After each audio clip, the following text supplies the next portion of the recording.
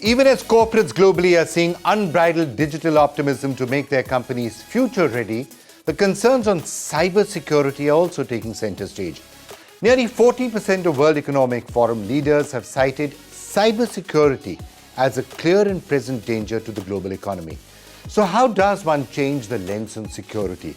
How does one ensure that risk-taking is not hampered, but rather encouraged by those managing risk in the new digital reality, with a clear focus on innovation?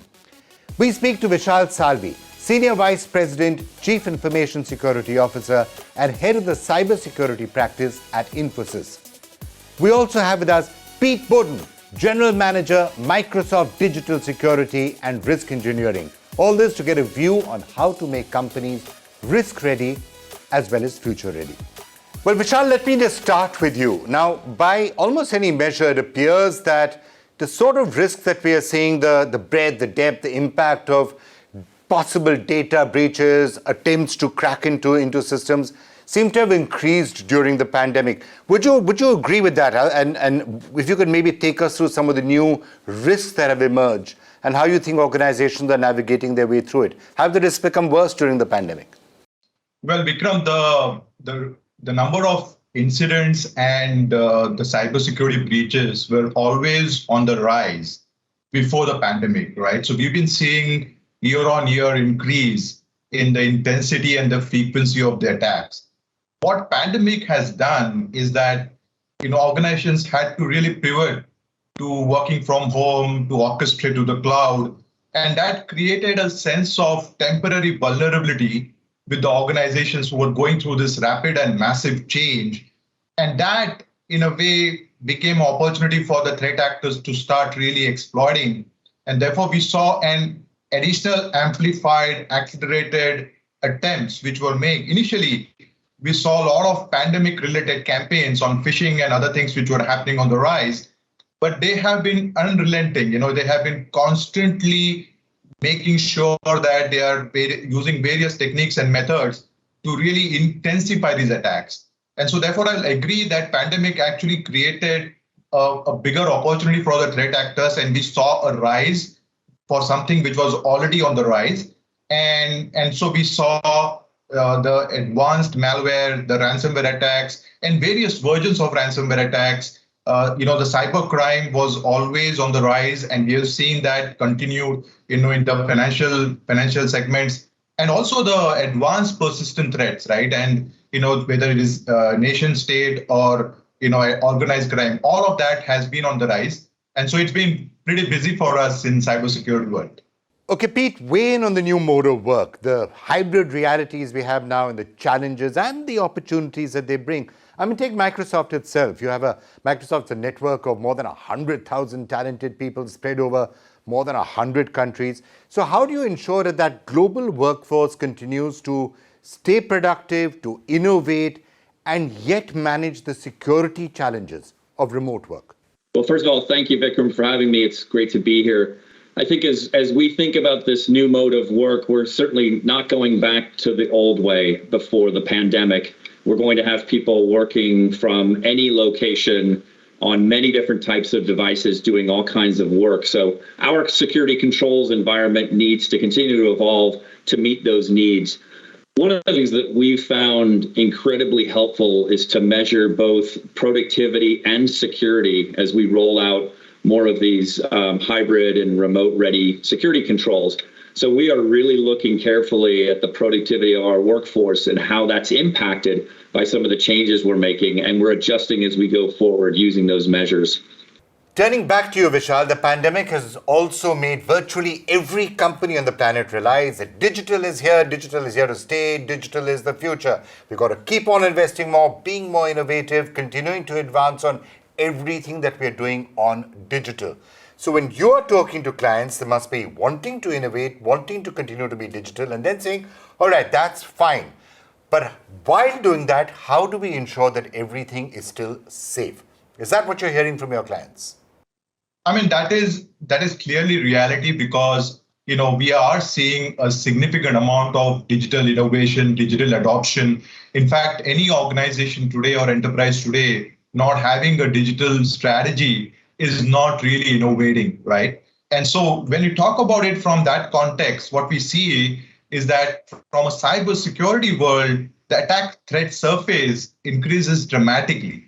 Because we are talking about a rapid adoption of technology, adoption of cloud, adoption of data and analytics around that. And so what was something which you could manage within the perimeter of your organization, today it can be anywhere around the internet world, which is borderless and which does not believe in any geographical controls. So all of that is clearly creating a different set of risk perception and risk threats for the organization to manage. So while we're talking about innovation, there's a need to look at how do we secure that innovation in future.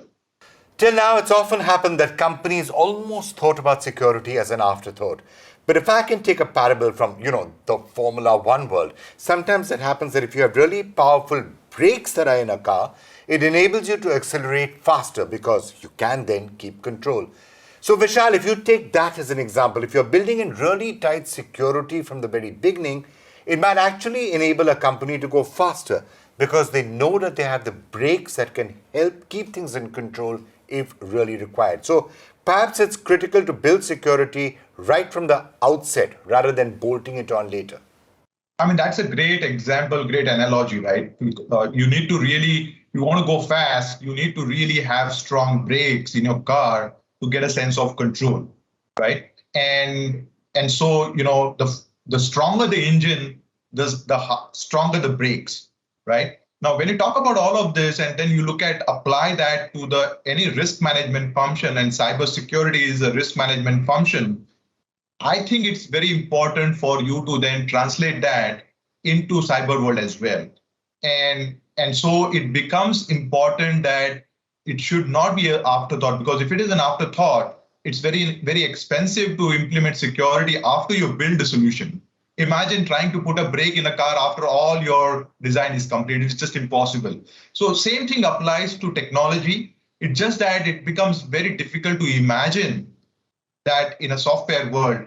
And therefore, at times, you tend to ignore and not implement it. And so democratizing security and making security by design is a very important aspect of making sure that you are securing the digital, and all the changes which are happening in the organization. Pete, what would be your take on that? I mean, the importance of keeping cybersecurity as a priority and the prominence of it to be integrated and not bolted on as an afterthought. At the end of the day, let's say you're protecting a network perimeter, thousands of global endpoints accessing corporate data and services 24 hours a day. How do you safeguard corporate resources around the clock and at all times? Absolutely right. As we say, it needs to be built in, not bolted on. As you said, I think there's a couple of other key elements to this as well. One is that we have to be able to evaluate and assess the effectiveness of our security along the full stage, all the stages of the development lifecycle, whether that's building a product or setting up an operations infrastructure, whatever it may be. We've got to be able to measure as we go. And then I think the third thing I would say is we have to make security a cultural priority for everybody at the company. Everybody is involved in protecting Microsoft's intellectual property, sensitive data, and we have to be able to imbue that cultural priority with security right from the top of the organization all the way through. Let me just ask you, Vishal, for some specifics for where people are concerned. If you're looking at just about any study that is being done, Gartner, for example, 9 and 10 board members are now saying that cybersecurity is a very major business risk. So what would be your major agenda items? What would you tell them? What are the 1, 2, 3 things that you should keep in mind as a company?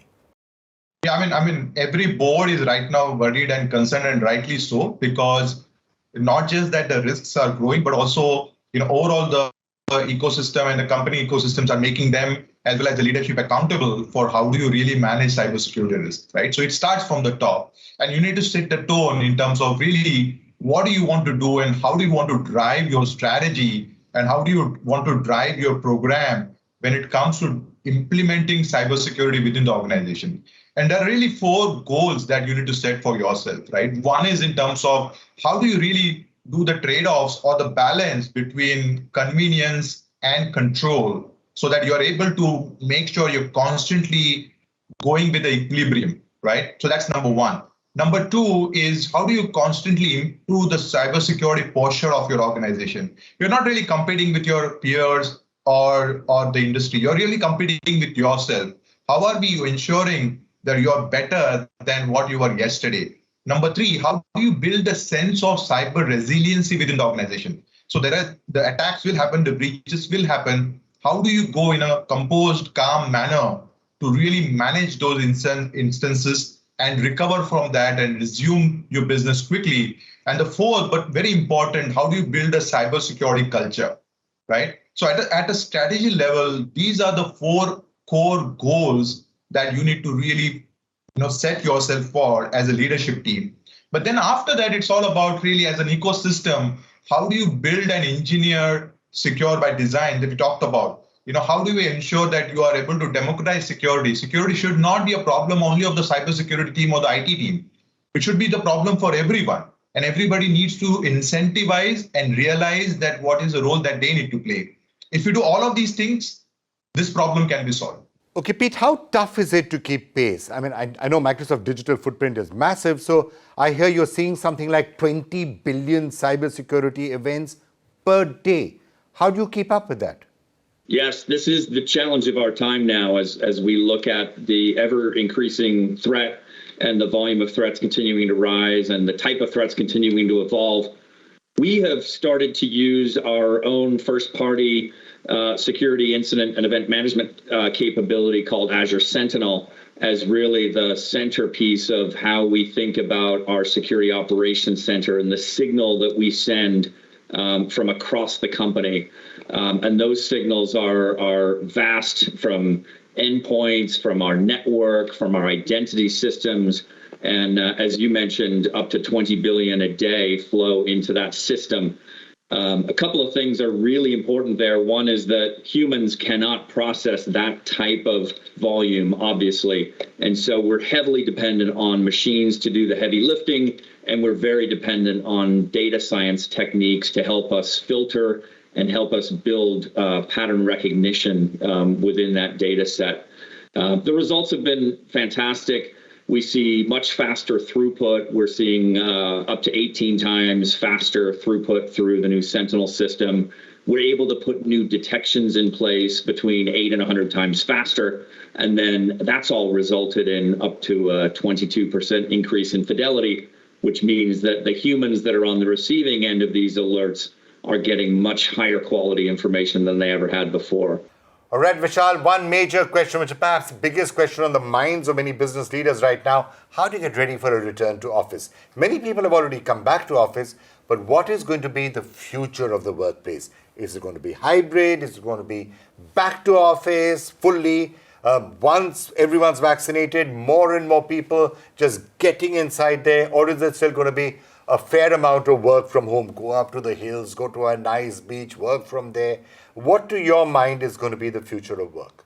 So one answer to your question is about how technology is going to enable it. And the other aspect is in terms of how we as employees and corporations are going to drive this, right? And both the things are two different things. I think technology problem is not an issue at all, because today technology is ready to support completely back to office or completely work from home or the hybrid, right? And security can be a very important enabler in that. So that's not a problem at all. I think what we are seeing right now from a corporation's point of view is that we are seeing hybrid and we are seeing where people are returning to physical meetings in a very calibrated manner. But at the same time, there are flexibilities that are required for employees to continue to be working from home to improve their productivity. So I think the future is all about hybrid. And at least one thing which is going to be sure, Vikram, is that we're not going to go back to the old legacy architecture that we had. We're going to have a modern, pivoted, and technology as well as security architecture, which allows you to work from anywhere, anytime, any device, and you will be able to get 24/7 access to whatever you want to work in a very trusted and a secure manner. So same question to you, Pete. What is the future of work going to look like? Is it going to be back to office? Is it going to be hybrid? Is it going to be work from home? What's Microsoft thinking of doing? You have 100,000 people out there. How are you seeing the future of work at Microsoft? And how do you think continuous innovation can come if you do have a future workplace that is hybrid or partially work from home? We see more of a mixed mode of work returning as the pandemic eases away, which means that some people will return to the office for some of the time. But really what's going to happen is we're going to be allowing much more flexibility in terms of where people work. And so our security model has to account for that. We've put a priority on the health of the device or the endpoint and telemetry from the cloud service.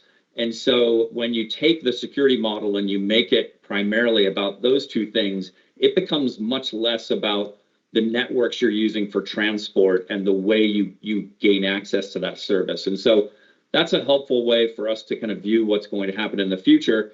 The other thing I would say is that we really have to make sure that the controls continue to evolve as we move forward, because the threat environment will continue to evolve. Pete and Vishal, thank you so much for joining us for this special session. And yes, it's really important for everyone to keep safety and security in mind. Thank you, Vikram. Thanks, Vikram. It was a pleasure. Thank you.